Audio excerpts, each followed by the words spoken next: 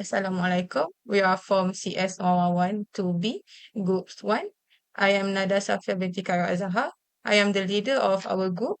Today we'll be presenting AMAT 183, Calculus 1, Assessment 2. The topic is Technique of Differentiation. And then this is our team members. And this is our content. My name is Nur Iman Maisara and I will be doing introduction of differentiation. Differentiation is one of the two important concepts a part of integration, simply put as a method of finding the derivative of a function. Differentiation is a technique that lets us to calculate the gradient or slope of a graph at different points. Instead of just looking at a static curve, it measures how rapidly a function is changing at any point. When we talk about definition of derivative, it can be in two ways, which is interpretation of tangent lines and rate of changes. Yeah, this is our problem statement. Question 1, question 2, A, B. And then question 3 and 4. My name is Nurafia Nadirah Muhammad Ashraf. I will be explaining question 1, which is explain the concept of differentiations and briefly describe the techniques of differentiations. So, first of all, I will be explaining the concept of differentiations.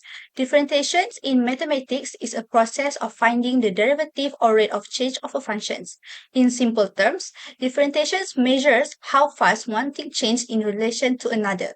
This derivative provides the slope of the tangent line to the curve at any given point. So, as we know, tangent line is a straight line that just barely touches a curve at one specific point without crossing through it.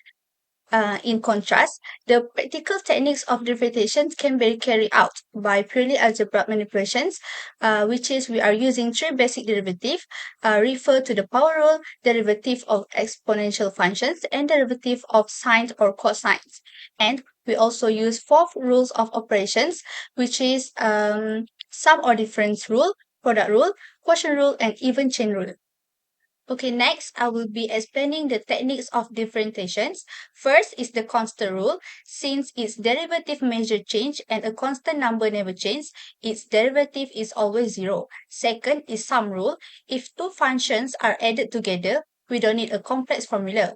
We simply take the derivative of the first part and add it to the second part of derivative. Next, we have difference rule. Just like sum rules, difference rule is a subtraction that is straightforward. If you have two functions subtracted from each other, you take their derivative individually and subtract the result.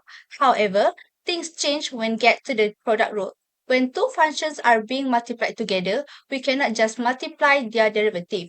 Instead, we take the first function and multiply it by the second of derivative, and then add the second function multiplied by the first derivative.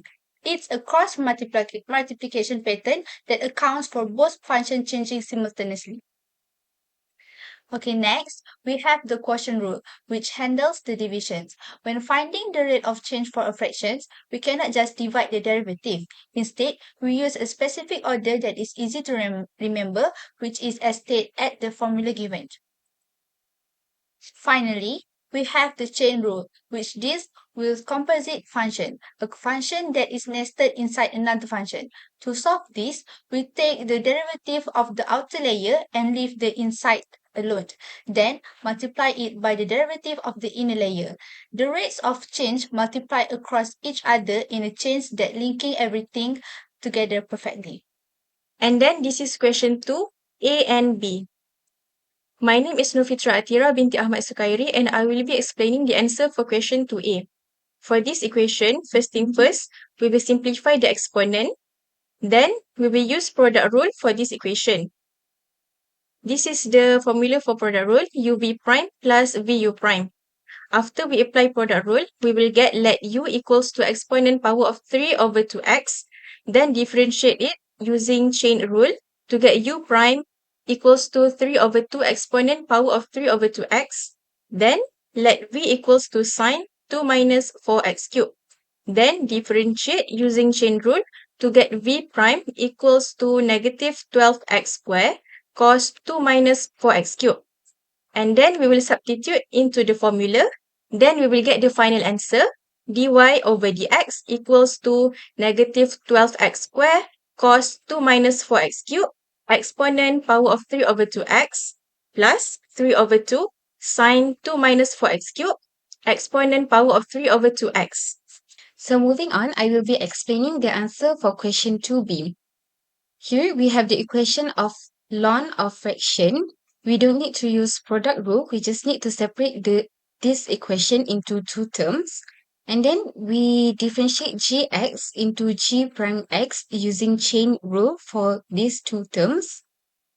For ln, we differentiate it becoming 1 over tan 3 minus x. And then tan 3 minus x, we differentiate it becoming secant square 3 minus x. 3 minus x, we differentiate it becoming negative 1. So since 3 is a constant, we will get 0. And for the second term, we will just be doing the same thing, which is ln becoming 1 over x squared plus 2. X squared plus 2 becoming 2x. And then secant square 3 minus x and negative 1, we will multiply it with 1 over tan 3 minus x, and it will becoming negative secant 2 3 minus x over tan 3 minus x. And then we will also multiply 2x with negative 1 over x squared plus 2, becoming negative 2x x squared plus 2. So this is the final answer for question 2b. So now I will be explaining question 3, which is the questions of implicit differentiations. So first, we have to identify which one A, B, C, and D. And then we use the formula A plus B equal to C minus D. And then we let A prime plus B prime equal to C prime minus D prime. So for let A, we have X multiplied with Y. So we have to apply product rule for this part. And for product rule, we have formula which is u v prime plus v u primes. So then we have to differentiate u prime, v, and v prime. So for the next part, let b equal to 3x the power of 2. So for this part, we have to use power rule to get b prime. And then we have let c equal to 2 secant x plus y. For this part, we have to use differentiation rules for trigonometric functions to get c primes. And for last, we have to let d equal to ln exponent 3 the power of 3y. So for this part, we have to apply the properties of ln to get d prime, which is 3 multiplied dy over dx. Okay, so then we have to use the formula of a prime plus b prime equals to c prime minus d prime. So for the first step, we have to collect all the answer that we obtained before. And then second part, we have to expand this part, which is 2 secant x plus y, then x plus y multiply with 1 plus dy over dx, and then we got this part. Okay, next we have to shift dy dx to the left to get this part. And then for the answer, we got dy dx equal to 2 secant x plus y, then x plus y minus with 6x over x minus 2 secant x plus y, then x plus y plus 3. I will be explaining for question number 4. This is the question for linear approximation. Okay. First of all, we need to identify this equation. This equation first. From this, we can see sine 3 pi over 4 plus 0.01 is using linear approximation formula. And then we need to change the pi to 180.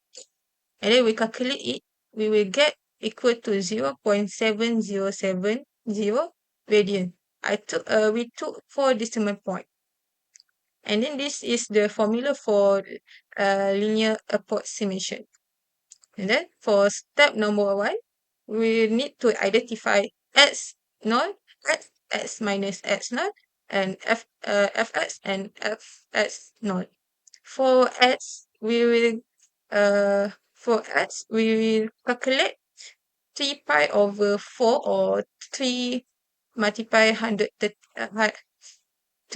multiply 180 over 4, and then we will get 135.01 degree. And for 0, 0, we choose 100 135 degree because it's very close to 135.01 degree. And then x minus x0, and then we will get 0.01 degree. And then for fx, we knew that is sine x. For x0, we knew it's equal to f 135 degree and equal to sine 135 degree, and we calculate this sine equal to square root 2 over 2 rad. And then for the next step, step 2, we need to find f prime x and f prime x naught. In this step, we need to differentiate the function. Since fx equal to sine x, after we differentiate, we will get f prime x equal to cos x.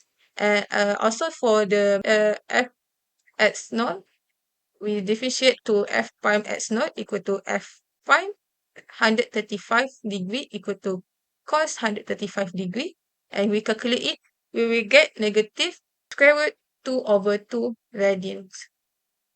And for step 3, we need to use the formula to substitute all the step 1 and 2 into the formula, and we will get this.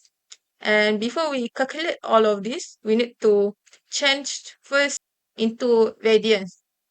To change it to radians, we need to multiply with pi over 180.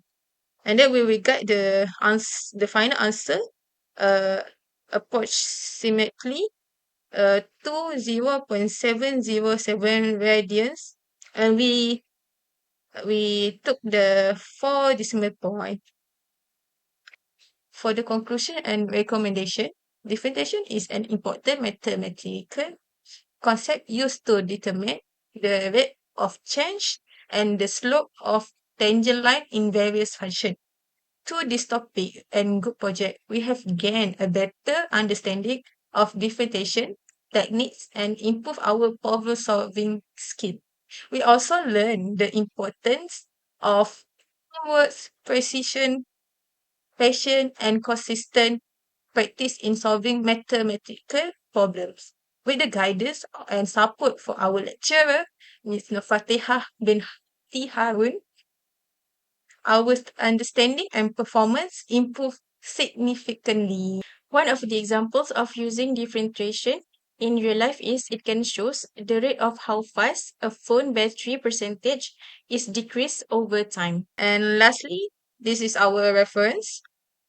And that's all from us. Thank you.